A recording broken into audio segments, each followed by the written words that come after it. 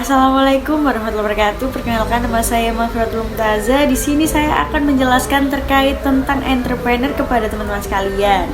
Buat yang ingin tahu apa sih entrepreneur, yuk cek videonya.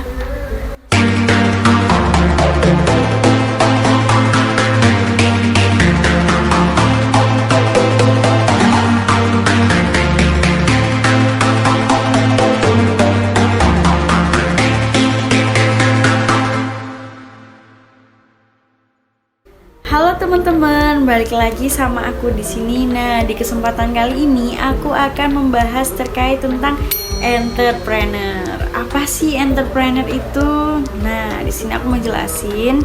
Entrepreneur sendiri adalah seseorang atau individu yang menciptakan atau mengembangkan bisnis dengan cara berani mengambil resiko untuk mencapai tujuan tertentu. Sama halnya seperti kewirausahaan dan wirausahawan. Bedanya apa sih?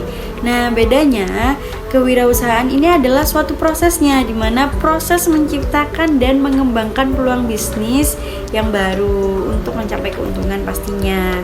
Dan sedangkan wirausahawan ini adalah individu yang melakukan hal tersebut. Nah, mungkin ada yang tanya, apa sih peran dan pentingnya kewirausahaan dalam perekonomian? Nah, melihat keadaan perekonomian di Indonesia juga masih dibilang masih kurang. Nah, di situ kewirausahaan memiliki peran penting. Contohnya seperti yang pertama, penciptaan lapangan kerja. Nah, biasanya kewirausahaan ini mendirikan bisnis baru atau memperluas bisnis yang sudah ada. Dan dalam hal ini ternyata dapat membantu mengurangi tingkat pengangguran di masyarakat. Seperti itu.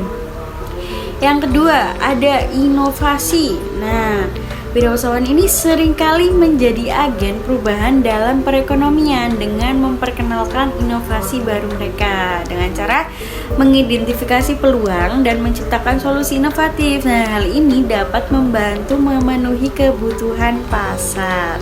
Seperti itu. Dan ada juga yang ketiga, dapat membantu di pertumbuhan ekonomi. Kenapa begitu? Nah, dengan menciptakan peluang bisnis yang baru, wirausahawan ini ternyata meningkatkan investasi, produksi, dan pendapatan nasional di negaranya.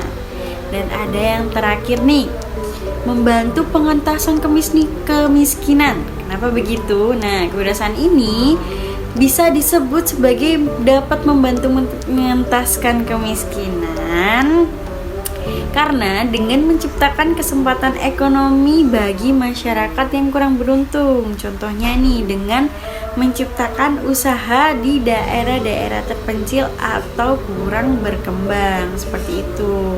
Wirausahawan ini membantu meningkatkan taraf secara keseluruhan. Karena itu, mengapa kewirausahaan dapat disebut salah satu pendorong utama pertumbuhan ekonomi dan inovasi suatu negara tersebut. Nah, seperti itu pengertian awalnya. Nah, dengan menemukan ide bisnis ini, kalian dapat mengidentifikasi peluang. Apa aja sih cara untuk mengidentifikasi peluang? Nah, yang pertama kalian harus observasi. Dengan observasi ini, kalian dapat memperhatikan lingkungan sekitar kalian untuk menemui masalah atau kekurangan yang ada dalam pasar, sehingga menemukan apakah ada peluang bisnis untuk mengatasinya. Yang kedua, ada percaya diri pada kemampuan kalian. Nah, di sini untuk mempertimbangkan keahlian, minat, dan pengalaman yang kalian miliki. Apakah ada kesempatan untuk mengaplikasikan keahlian kalian ini dalam sebuah bisnis baru, seperti itu. Dan yang ketiga, ada berbicara dengan orang lain. Nah, mendiskusikan ide kalian ini dengan orang lain, baik teman, keluarga, atau profesional di industri terkait.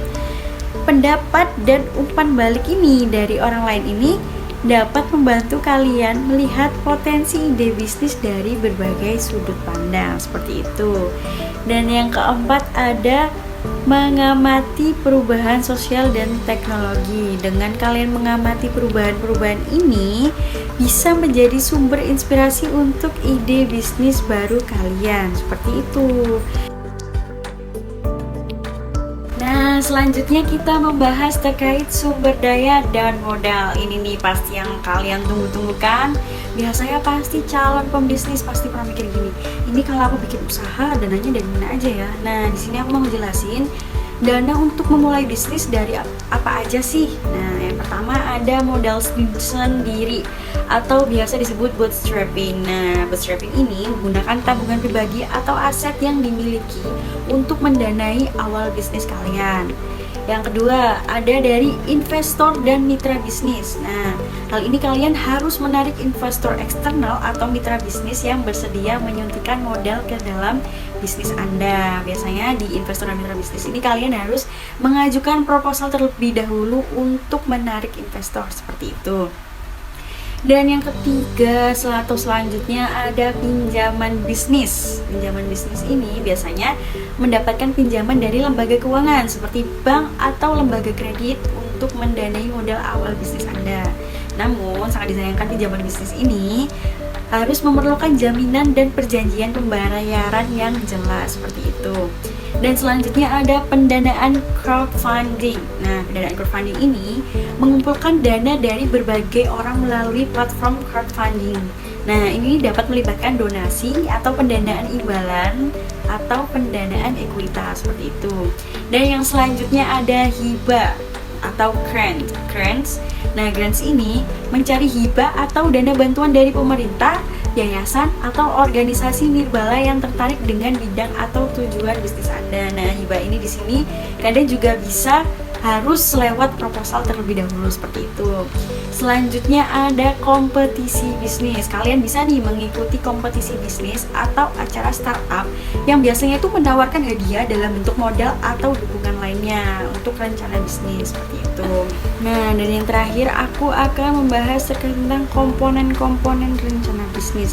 Apa aja sih komponen-komponen rencana bisnis? Nah, komponen rencana bisnis ini yang pertama pasti menyangkut ringkasan eksekutif. Ringkasan eksekutif sendiri ini adalah visi, misi, tujuan. Nah, bagian ini biasanya menjadi pembuka rencana bisnis dan harus menarik perhatian pembaca.